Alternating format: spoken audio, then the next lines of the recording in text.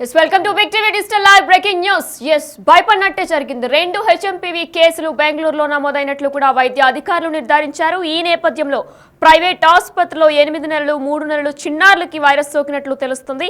అయితే ఈ 2 కుటుంబాలకు కూడా అసలు ట్రావెల్ హిస్టరీయే లేదు. కానీ ఎలా ఈ వైరస్ వ్యాప్తి చెందిందనే దానిపై కూడా వైద్య అధికారులు కూడా దానిపై దృష్టి సారించారు. మరి ఇదే అంశానికి సంబంధించి మరింత సమాచారం మా ప్రతినిధి శివ లైవ్ లో అందిస్తారు. ఎస్ శివ, అసలు మనం చూసుకున్నట్లయితే కూడా ఈ వైరస్ కరోనా రీతిలోనే ఉండబోతుందా? పిల్లలు ఇద్దరికి కూడా వైరస్ సోకినట్లు తెలుస్తుంది. అప్డేట్స్ ఏంటి వాళ్ళ గురించి? రైట్ వినయన, భారతదేశంలో తొలి 2 కేసులు హెచ్ఎంపీవీ హ్యూమన్ మెటాప్యూనో వైరస్ సోకినట్లుగా కూడా గుర్తించారు. ఇద్దరికి కూడా అస్వస్థకు గురైన నేపథ్యంలో బెంగళూరులోని ఒక ప్రైవేట్ హాస్పిటల్కు ఇద్దరిని ట్రీట్మెంట్ నిమిత్తం తీసుకెళ్లే నేపథ్యంలో వారికి హెచ్ఎంపీవీ వైరస్ సోకినట్లుగా, అంటే ఈ హెచ్ఎంపీవీ వైరస్ అనేది 0.7% ఈ ఫ్లూ కేసులు నమోదైనట్లుగా కూడా వైద్యులు చెప్తూ ఉన్నారు. అయితే ఏదైతే 3 నెలలు మరొకరు 8 నెలలు వయసున్న చిన్నారులకు ఈ హెచ్ఎంపీ వైరస్ సోకినట్లుగా తెలుస్తుంది. గతంలో కూడా మనకు ముందు కరోనా కన్నా ముందు స్వైన్ ఫ్లూ H1N1 అనేది ముందు ఈ వ్యాధి ప్రబలింది. చిన్నపిల్లలు ఎక్కువగా, అంటే అప్పుడు పుట్టిన పిల్లలు, నెలలు నిండిన పిల్లల్లో ఈ స్వైన్ ఫ్లూ అనేది గతంలో వ్యాపించింది. ఈ స్వైన్ ఫ్లూ వల్ల అనేక మంది చిన్నారులు కూడా మృత్యువాత పడిన పరిస్థితి గతంలో కూడా కనిపించింది.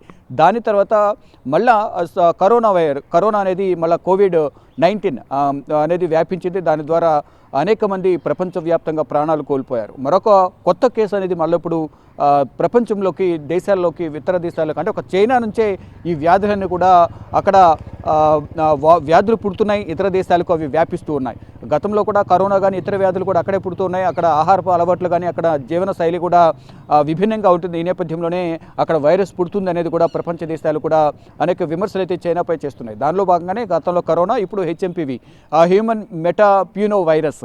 ఈ వైరస్ వల్ల అనేక ప్రమాదాలు పొంచి ఉన్నాయని కూడా చెప్తున్నారు. ప్రధానంగా 11 సంవత్సరాల లోపు పిల్లలకు ఇది ఎక్కువగా వ్యాపిస్తుంది. ఇప్పుడు చూస్తే కనుక 8 నెలలు 3 నెలలు అత్యంత చిన్న వయసులో ఉన్న పిల్లలకు కూడా ఈ వ్యాధి సోకుతుంది. అస్వస్థకు గురైన చిన్నారులను వారి కుటుంబ సభ్యులు ఇద్దరు కూడా ఆసుపత్రికి తీసుకెళ్లే నేపథ్యంలో బాపిస్ట్ అనే ప్రైవేట్ ఆసుపత్రిలో ల్యాబ్లో చెక్ చేసిన తర్వాత దీన్ని వైద్యులు ధృవీకరించారు.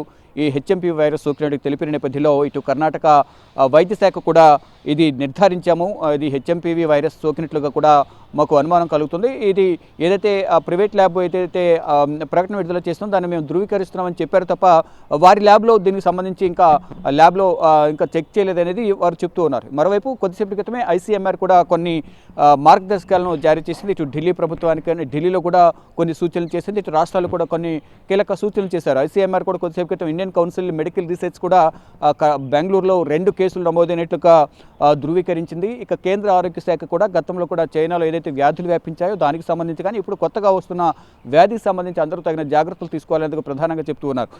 ఇది ప్రధానంగా హ్యూమినిటీ పవర్ అనేది తక్కువ ఉన్న నేపథ్యంలోనే ఈ వ్యాధి అనేది ఎక్కువ సోకుతుంది. అందులోనూ చిన్న వయసు పిల్లలకు ఈ వ్యాధి ఎక్కువగా వస్తున్నట్టు కూడా వైద్యులు చెప్తున్నారు. దానిలో భాగంగా ప్రతి హాస్పిటల్లో కూడా ఈ ఎప్పటికప్పుడు శానిటైజేషన్ చేయాలి, మరోవైపు తగిన జాగ్రత్తలు తీసుకోవాలి, మాస్కులు ధరించడం ద్వారా ఈ ఫ్లూ నుంచి బయటపడవచ్చు అనేది ప్రధానంగా వైద్యులు చెప్తూ ఉన్నారు. దానికి అనుగుణంగానే ప్రతి ఒక్కరు కూడా హాస్పిటల్లో వైద్య సిబ్బంది కానీ, హాస్పిటల్కి వెళ్ళే రోగులు కానీ, వారిని పరామర్శించడానికి వెళ్ళే వారి కుటుంబ సభ్యులు కానీ ప్రతి ఒక్కరు కూడా తగిన జాగ్రత్తలు తీసుకోవడం ద్వారా ఏదైతే వ్యాధి వ్యాపిస్తుందో ఆ వ్యాధి వ్యాపించకుండా తగిన జాగ్రత్తలు తీసుకోవచ్చు అనేది వారు చెప్తున్నారు. ఇక ఎవరైతే ఇద్దరు చిన్నారులు ఉన్నారో వారి కుటుంబ సభ్యులకు సంబంధించి ఇక నేషనల్ వైడ్గా ఎక్కడ కూడా వారు ట్రావెలింగ్ సంబంధించి ఎక్కడ ఆనవాళ్ళు అనేది దొరకడం లేదు. ఎక్కడ కూడా కాంటాక్ట్ లిస్ట్ కానీ ట్రావెలింగ్ చేసినట్టు కూడా ఎక్కడ లేదు. కానీ ఇటు చైనాలో మాత్రం ఈ వ్యాధి వ్యాప్తి అనేది ఎక్కువగా కొనసాగుతుంది. దాదాపు ఇప్పుడు 327 కేసులు పైగా ఉన్నాయి. మరికొన్ని కేసులు ఇంకా రిపోర్ట్స్ రావాల్సి ఉన్నాయి. హాస్పిటల్ కూడా క్యూ కడుతూ ఉన్నారు. అక్కడ హాస్పిటల్ సిబ్బంది, వైద్య సిబ్బంది కూడా తగిన జాగ్రత్తలు తీసుకుంటున్నారు. వచ్చేవారికి ఈ ట్రీట్మెంట్ ఇచ్చి తగిన జాగ్రత్తలు తీసుకోవాలని ఒక సూచనలు చేస్తూ ఉన్నారు. కానీ ఈ హెచ్ఎంపీవీ అనేది వ్యాప్తి అనేది వేగంగా చెందుతుంది. నీటి ద్వారా కానీ, గాలి ద్వారా కానీ, దగ్గు, జలుబు, తుంపర్ల ద్వారా తుమ్మినప్పుడు కానీ, ఇతరేతర ఈ కారకాల ద్వారా ఈ వ్యాధి అనేది ఎక్కువగా వ్యాప్తి చెందుతూ ఉంటుంది. కాబట్టి కంపల్సరీ దగ్గినప్పుడు, తుమ్మినప్పుడు చేతిని అడ్డు పెట్టుకోవడం, కంపల్సరీగా మాస్క్ ధారించడం ద్వారా ఈ వ్యాధి వ్యాప్తి అనేది నివారించవచ్చు అనేది కూడా ICMR సూచనలు చేస్తుంది. దానికి అనుగుణంగానే అన్ని హాస్పిటల్కు, అన్ని రాష్ట్రాలకు సంబంధించిన వైద్య శాఖకు వైద్య ఆరోగ్య శాఖ సిబ్బంది కానీ ఉన్నత శాఖ అధికారులు కూడా కొన్ని సూచనలు చేస్తున్నారు. ఇప్పటికే ఇటు కేరళ వైద్య ఆరోగ్య శాఖ మంత్రి వేనాడ్ జార్జి కూడా స్పందించారు. ఇక్కడ తగిన జాగ్రత్తలు తీసుకుంటే ఇప్పటివరకు ఎటువంటి కేసులు గుర్తించలేదంటూ కూడా ఇటు కేరళ సంబంధించిన వైద్య ఆరోగ్య శాఖ మంత్రి వేనాడ్ జార్జి, ఇటు రాష్ట్రానికి తెలంగాణ ఆంధ్రప్రదేశ్ రాష్ట్రాలకు సంబంధించిన వైద్య ఆరోగ్య శాఖ అధికారులు కూడా దీనిపై స్పందిస్తున్నారు. ఇప్పటివరకు అటువంటి ఆనవాళ్లు ఉన్న కేసులను గుర్తించలేదంటూ కూడా వారు చెప్తున్నారు. ఇక్కడ దేశవ్యాప్తంగా కూడా తగిన జాగ్రత్తలు తీసుకోవాలంటూ కూడా ICMR ఆదేశాలు జారీ చేసిన నేపథ్యంలో అందరూ కూడా తగిన జాగ్రత్తలు అయితే తీసుకుంటూ ఉన్నారు. ఎక్కడ కూడా ఎటువంటి కేసులు నమోదు కాలేదు. కానీ ఇక్కడ కూడా చిన్నపిల్లలకు వారికి అస్వస్థకు గురయ్యారు. కేవలం దగ్గు జలుబు రావడం ద్వారా వారిని హాస్పిటల్కి తీసుకువెళ్లారు. అక్కడ తీసుకెళ్లిన తర్వాత సిమ్టమ్స్ అనేవి HMPV వైరస్కు కూడా వారు గుర్తించారు. ఈ నేపథ్యంలోనే చిన్నపిల్లల్లో ఈ వ్యాధి అనేది ఎక్కువగా ఉంటుంది కాబట్టి రెసిస్టెన్స్ పవర్ అనేది అంటే రోగ నిరోధక శక్తి అనేది తక్కువ ఉంటుంది కాబట్టి చిన్నపిల్లల్లో అటువంటి వారికి తగిన జాగ్రత్తలు తీసుకునే విధంగా కుటుంబ సభ్యులు వ్యవహరించాలని వారు చెప్తున్నారు. కానీ ఇక్కడ వైద్యులు అలాగే వైద్య సిబ్బంది కూడా ఇప్పుడు నెక్స్ట్ ఈ కేసులు ఎక్కడి నుంచి వీరికి వ్యాపించింది అనే కోణంలో వారందరూ కూడా కాంటాక్ట్ లిస్ట్ను తీస్తూ ఉన్నారు. దానిలో భాగంగా వారి కుటుంబ సభ్యులకు సంబంధించి కూడా శాంపిల్స్ సేకరించి ల్యాబ్కు పంపించారు. ఆ కుటుంబ సభ్యులు ఇంకెవరిని కలిశారు, గతంలో చిన్నపిల్ల వయసులో ఉన్న పిల్లల్ని కలవడానికి ఎవరైనా వచ్చారా, వీరు ఎవరైనా బయటకి ఎక్కడైనా ట్రావెలింగ్ చేసి రావడం ద్వారా వారికి వచ్చిందా, లేకపోతే సీజనల్ వ్యాధుల్లో భాగంగా వీరికి జలుబు దగ్గు రావడం ద్వారా ట్రీట్మెంట్ కోసం తీసుకువెళ్లారా అనే కోణంలో కూడా వారందరూ కూడా దీనికి సంబంధించి దర్యాప్తు అయితే కొనసాగుతుంది. ICMR అలాగే స్థానికంగా ఉన్న వైద్య సిబ్బంది కూడా ఈ ట్రీట్మెంట్కి సంబంధించి మొత్తం ఇచ్చిన ట్రీట్మెంట్ కానీ డాక్టర్లు కానీ ఎక్కడి నుంచి పిల్లల్ని తీసుకొచ్చారు, ఇంతకుముందు ఎక్కడికి వెళ్ళారు అనే కోణంలో మొత్తం కూడా ట్రావెలింగ్ హిస్టరీ అంతా కూడా తీసి దానికి సంబంధించి ఇంకెవరెవరైతే కాంటాక్ట్ లిస్ట్లో ఉన్నారో వారందరినీ కూడా తీసుకుని వారందరూ కూడా ట్రీట్మెంట్ ఇచ్చే అవకాశం అయితే కనిపిస్తుంది. వారందరినీ కూడా శాంపిల్స్ సేకరించి ల్యాబ్కు పంపించిన తర్వాత ఎవరికి ఎంతమందికి వ్యాధి సోకిందనేది కూడా తెలిసే అవకాశం కనిపిస్తుంది. ప్రజెంట్ అయితే వారి తల్లిదండ్రులకు అయితే ఎటువంటి ఆనవాళ్లు లేవు. కేవలం శాంపిల్స్ ఇచ్చి ప్రజెంట్ ల్యాబ్కు పంపించినట్లుగా తెలుస్తుంది. ఇద్దరు పిల్లలకు చిన్నారులకు మాత్రం ఈ వ్యాధి సోకినట్లుగా, కానీ దీని ద్వారా ఎంత ప్రమాదం అయితే లేదు, కానీ ట్రీట్మెంట్ తీసుకోవడం ద్వారా వారిద్దరికి తగ్గిపోయే అవకాశం ఉందంటూ కూడా వైద్య సిబ్బంది అయితే చెప్తున్నారు. అంటే మాస్క్ ధరించడం ద్వారా ఈ ఫ్లూ అనేది సోకకుండా ఉండే అవకాశం ఉంటుంది.